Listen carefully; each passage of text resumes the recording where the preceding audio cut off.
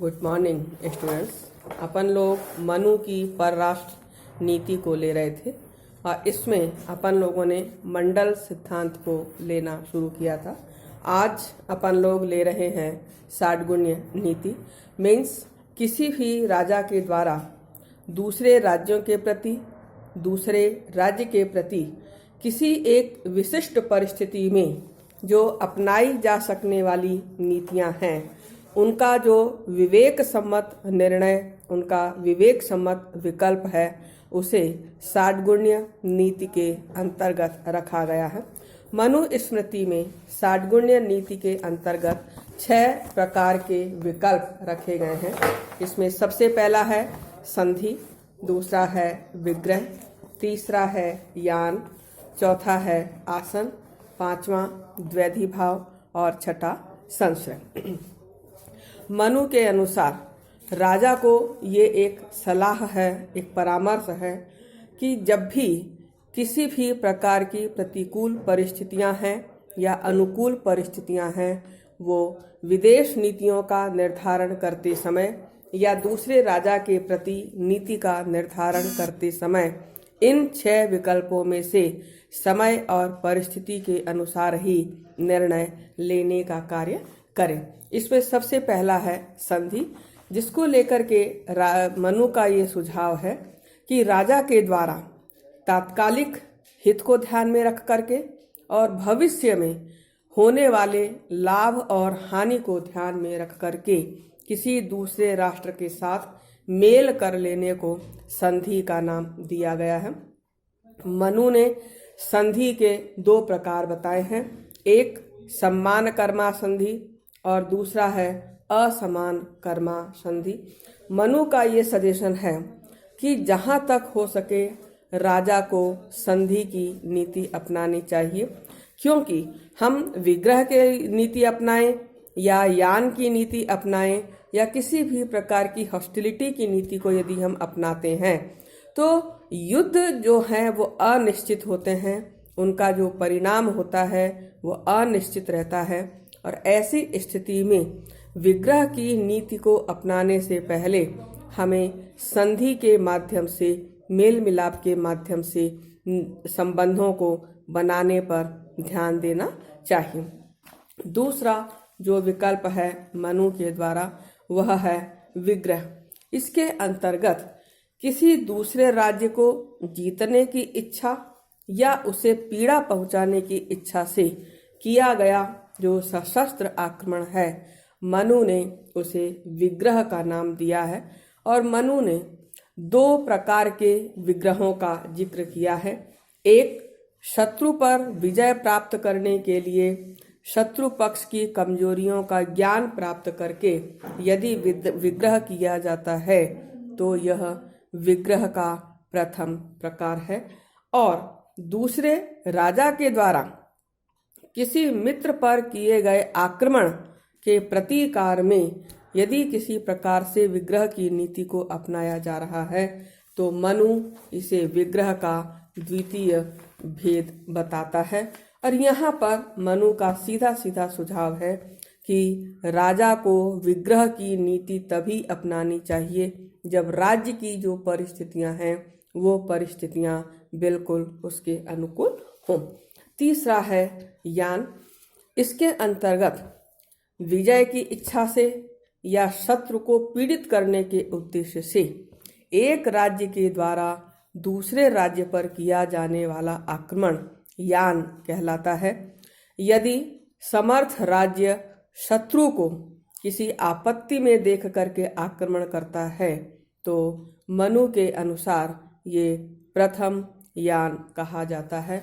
और यदि आक्रमणकर्ता राज्य स्वयं समर्थ नहीं है और मित्र की सहायता लेकर के आक्रमण कर रहा है तो मनु ने इसे द्वितीय यान का नाम दिया है।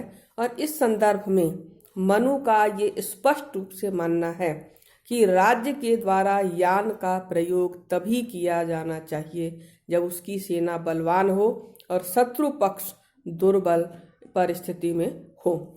चौथा है आसन।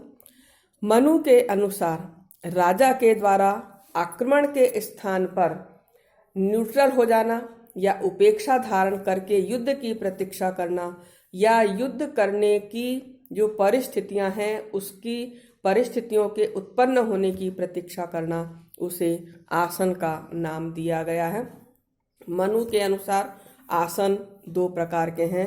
एक, सेना या कोष के क्षीण हो जाने की दशा में राज्य के द्वारा जब उपेक्षा धारण की जाती है तो उसे प्रथम आसन कहा गया है। और मित्र के अनुरोध पर युद्ध से उपेक्षा धारण करना, उसे मनु ने द्वितीय आसन का नाम दिया है। मनु ने आसन को राजा के लिए उपयोगी माना है क्योंकि वो इसका आश्रय लेके, मीन्स इसका सहारा लेके वह शत्रु को एक तरफ तो शांत रख सकता है और दूसरी तरफ वो समय में स्वयं पुनः अपने बल को संगठित कर सकता है, अपनी ताकत को इकट्ठा कर सकता है, अपने आप को मजबूत बनाने का कार्य कर सकता है। पांचवा जो विकल्प मनु के द्वारा बताया गया है वह है द्वैधी भाव का।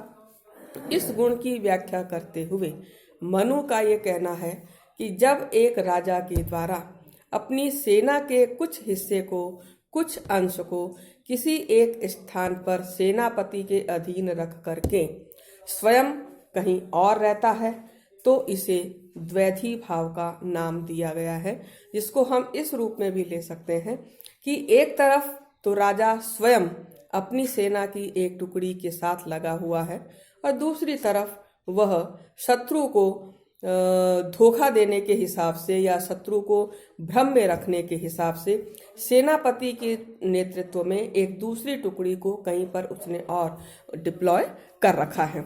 अब यहाँ मनु और कौटिल्य का हम डिफरेंस देखें द्वैधी भाव को लेकर के, तो वो ये है कि मनु तो ये कह रहा है कि द्वैधी भाव में आप सेना को दो तरीकों से इस्तेमाल कर सकते हैं। एक ही जगह पर, एक स्थान पर, एक ही समय में दो जगह आप दो टुकड़ियां लगा रहे हैं। कौटिल्य का ये कहना है द्वैधी भाव के अंतर्गत कि आप एक राजा के साथ तो मैत्री की नीति अपना रहे हैं, संधि की नीति अपना रहे हैं, लेकिन दूसरे राजा के साथ आप विग्रह की नीति अपना रहे हैं। तो कौटिल्य ने इसको द्वैधी भाव का नाम दिया है, जहां आप संधि एवं विग्रह दोनों को एक साथ काम में ले रहे हैं। छठा जो विकल्प है वह है संश्रय, जिसको हम सीधे साधे शब्दों में कहें तो ये कह सकते हैं शरण लेना। मीन्स आपत्ति काल में अपनी आत्मरक्षा के लिए, अपनी प्रजा की सुरक्षा के लिए राजा किसी दूसरे बलवान राजा से शरण प्राप्त कर सकता है, उससे समर्थन मांग सकता है अपनी हिफाजत के लिए, तो उसे संश्रय का नाम दिया गया है। मनु का ये कहना है कि यदि द्वैधी भाव के माध्यम से भी राजा अपनी आत्मरक्षा में असफल हो रहा है तो उसे संश्रय का सहारा लेने में कोई संकोच नहीं करना चाहिए। अब हम लोग ले रहे हैं 4 उपाय। मीन्स किसी दूसरे राज्य को अपने पक्ष में करने के लिए राजा के द्वारा किस प्रकार के उपाय अपनाए जा सकते हैं। इसमें मनु स्मृति में 4 उपायों का जिक्र किया गया है। साम, दाम, भेद एवं दंड। विजिगीषु राजा को जो मंडल की विभिन्न प्रकृतियां हैं, मंडल के जो विभिन्न राज्य हैं, उनको अपने अनुकूल करने के लिए या उनके ऊपर डोमिनेंस को एस्टेब्लिश करने के लिए वो इन 4 उपायों का व्यवहार पे प्रयोग कर सकता है। एक, साम मीन्स विपक्षी राजा को प्रेम प्रदर्शन के माध्यम से या आदर करके या संधि करके उसको अपने अनुकूल बनाने का प्रयास करना। दूसरा है दाम या दान मीन्स जो विरोधी राजा है उसमें जो असंतुष्ट लोग हैं उनको धन दे करके, संपत्ति दे करके, प्रलोभन दे करके उनको अपने फेवर में करने का प्रयास करना। तीसरा है दंड मीन्स शत्रु को बल प्रयोग के द्वारा अपने अनुकूल करने के लिए बाध्य करना, उस पर जीत हासिल करना, उस पर डोमिनेंस हासिल करना।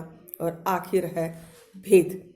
शत्रु की शक्ति को क्षीण कर देने के लक्ष्य से, मंतव्य से शत्रु पक्ष और उसकी जो प्रकृतियां हैं, उसके जो मित्र हैं, जो सहायक हैं और अन्य जो भी कुछ हैं उस विपक्षी राजा के, उनमें सब में फूट डाल करके, मतभेद उत्पन्न करके उनको अपने फेवर में करने की कोशिश करना, उनसे उस राज्य के जो भेद विजयगिसु के पक्ष में काम आ सकते हैं उनको लाने की कोशिश करना।